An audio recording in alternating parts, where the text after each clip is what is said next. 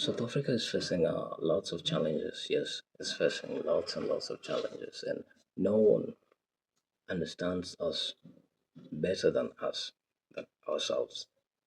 That's what I know. No one from outside, no one from Kenya, from Nigeria, Zimbabwe, or Namibia understands our problems more than us. That is what each and every person needs to understand and needs to know because we are facing lots and lots of issues. Right now, we have foreign nationals, illegal. Yes, they are not documented. We didn't know about them. They just brought them to our land and we don't question. We are not allowed to question. We are not allowed to ask questions about this or talk about this because they start saying, "Oh, we are xenophobic," because we don't allow maybe other African nationals to come into the country. People are going at it the wrong way because or they don't understand our policies or what we are trying to say. This is it. South Africa doesn't have like enough resources at the moment to take care of its population. Now tell me how if you are going to introduce let's say like 10,000 immigrants every year and they all depend on our economy to survive. They all depend on our resources, which are not enough at the moment to survive. How are we going to cope? Like in the few coming years, right now, we don't have enough jobs for our youths. Our youths have gone to school and just come back home. No jobs, no nothing. The healthcare system is catered for the few, if you know what I mean. The education system is also for the few, if you know what I mean, and very expensive at some point. Malema said the only people that enjoy in this country enjoy every privileges, like all the privileges for free, are prisoners. So if you want to enjoy this country, go to prison. Of course, you'll be given free uniform, free food. You won't lack power. The people in prison over here, they don't know anything about power load shedding. They know nothing about it because there is generators for backup and electricity 24 hours. But come outside here, whenever you see a student, that small child coming from school with a uniform, the parent has gone, struggled, hustled to get that money so that they buy the uniform and not given like the free essentials that the government should be doing for its citizens. They are doing it for prisoners. I'm sorry to say that, but I, if you get my point, that's okay. This is for the people that are here to understand my point of view. So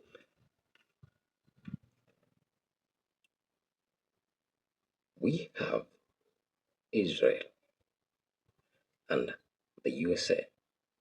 They are close, very close. They have a close relationship, and simply because they have been doing business in arms trade, you understand? The USA sells arms or gives arms to Israel. Israel then sells it as an intermediary because America wants to play safe, wants to play clean, doesn't want to get its hands dirty. But now Benjamin doesn't care. He can do whatever he wants because he's protected. We are seeing things happen in South Africa. A lot of things are happening in South Africa. And in a few coming years, we will have there's people that are coming from Gaza decide or start saying we want representation. We want our representative in the parliament. Yes, just watch, wait and see. Just wait and see. It's only a matter of time. It's a matter of time before they start misbehaving and calling out South Africans. We've seen the case of the Zimbabweans, Namibians, Nigerians. They went on the streets to call out South Africans in South Africans' country. Like, you come in my home, then you misbehave, you don't follow the rules, you do bad things, then you come and call me out and say, come and confront me. So that's what foreign nationals, immigrants, illegal immigrants are doing in South Africa. They went on the streets to protest, but their protest was way different. They were calling out South Africans and saying, oh, you've been talking about us, you've been calling us out, come and confront us. Are you really sure if South Africans, with what they have been going through all these years, decided to come out to confront you, it will end well? Will it end well? At times before doing anything, just at least learn your surrounding, learn your environment, learn what surrounds you, the the immediate environment. What are the people going through? How is the situation? How do people feel about what you are preaching, you yourself? Before going on, say, oh, South Africans have been saying this about us. South Africans don't want us in our country. They are xenophobic. But you're coming from Nigeria, you're coming from Kenya, you're coming from Somalia, Ethiopia. Why didn't you stay in your country and fight for it till the end?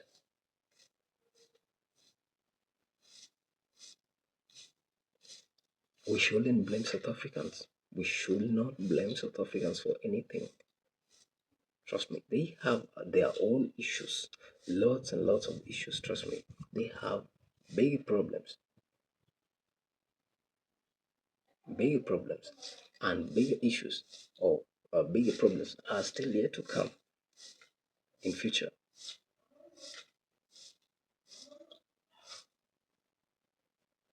So, whenever you call out South Africans and say they are xenophobic, they are this, they are chasing away other Africans, they please just remember this is a country that is major businesses over there. Remember, major businesses are run by white corporations. So even the indigenous people over there or over here don't have access to resources like that. You understand? They are limited to certain click. We shouldn't forget these people have been going through a lot, and the West is trying to come back to Africa. The resources they looted are finished, are almost are depleted. So they are looking for all possible ways.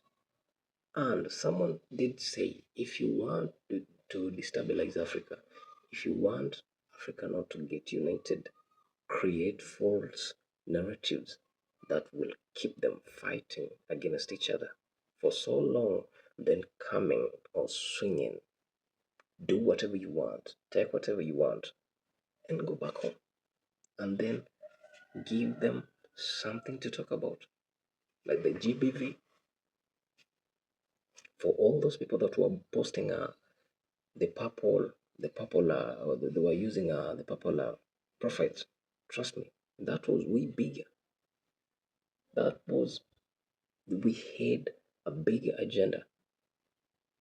The G20 summit is being sabotaged before our eyes.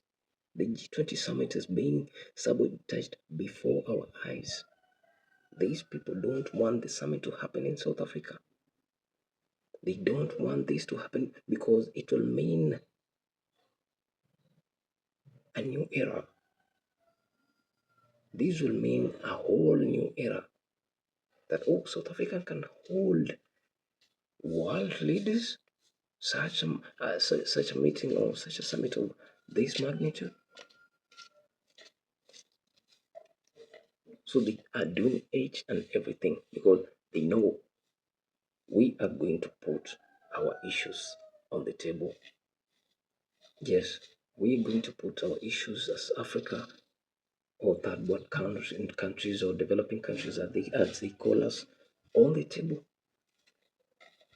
And that's the last thing they want. That is the last thing they want. And they confuse us. They bring out, they give us narratives, things that have been happening all these years, and confuse us and buy our time, so that we can forget about the G20 summit and start talking about GBV. We've had GBV before all these years. Of course, not supporting it, but I'm saying we've had it all these years. Why now? Why now? This is a distraction. Can't we see? This is a distraction. The West is trying to confuse us, and we are not seeing. We are not seeing.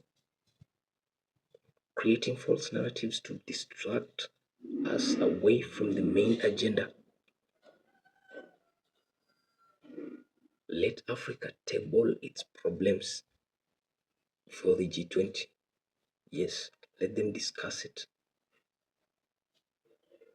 Let them discuss it instead of distracting us, bringing up false narratives. Oh, Africans this, oh, Africans that. That's the same way. They know they can't come the forceful way, the way they did in the past. They use narratives these days and to keep us blinded. Now they pick out a few people, especially those we call politicians over the leaders. Most African leaders are politicians. They are not leaders. They pick out a few and say, yeah, this one we can control him. They don't just pick any. They pick those that have hunger for power, have hunger for power, greed,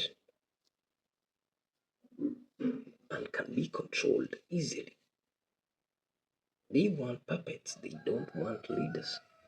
That's why you see them fighting the Burkina Faso president. They are busy fighting Jory like nothing else. Like they have taken it as their business to bring that man down because they know he is fighting for the unification of Africa, for de-dollarization, for removing borders, for a borderless Africa, for like almost everything to make that will make Africa great and impenetrable by the way by the West. And they are pissed. They are doing each and everything to bring that man down. When you come to South Africa, find Cyril, they tell him do this, he will do it. Accept this, he will accept. No questions, no nothing. Go to Kenya. Ooh, the president, he's told what to do and he does it. No questions, no nothing, because they know he's greedy. He loves money.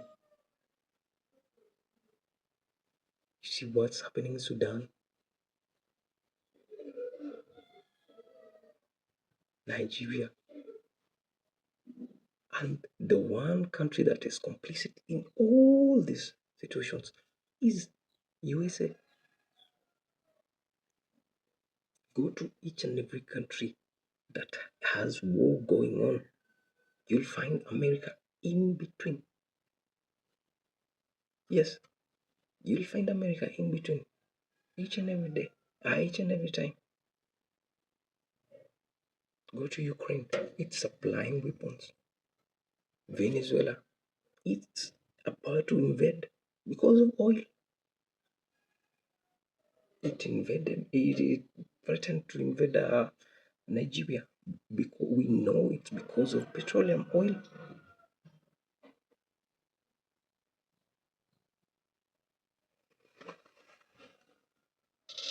Started false narratives about a white genocide.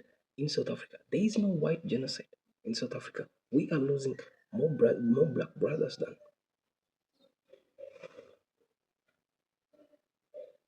But that's a topic they can't discuss about. They can't talk about that. So they'll say, "Oh, we are losing whites in your country, so we will come to liberate you." Liberate your country. You, America has more gun violence than any country on this face of the earth. Work, let them work on themselves and focus on themselves. We don't need them. We don't really need them. Let them work on themselves first. Let them work on themselves first.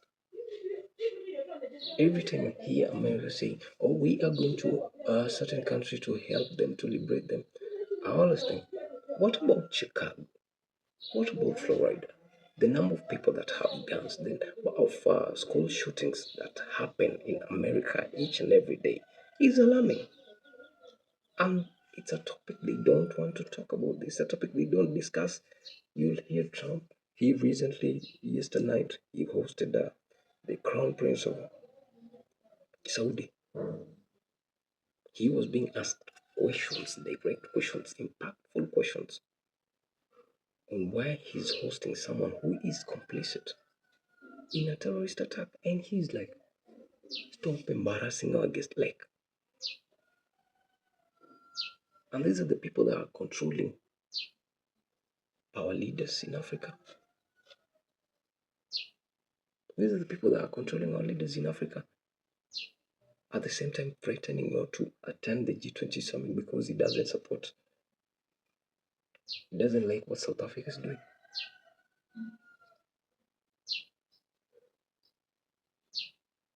I'm pissed. I'm really pissed. I'm really pissed. I saw certain South Africans insult me. I was like, you really don't understand what's going on. And until then is when you'll come back to your senses and say, "Oh, that young man was so, so far, find the future." They are using narratives to corrupt your mind. You come here to insult me in the comments. Anyway, my name is Mojuski, and thank you for following me. Thank you for watching my videos. Thank you for always supporting. So let's meet in the next video. I try to go live in the morning, but I don't know why. There were no people. Yes, I don't know why. Yeah, you people are not joining the live, so I had to end it. So bye and keep supporting.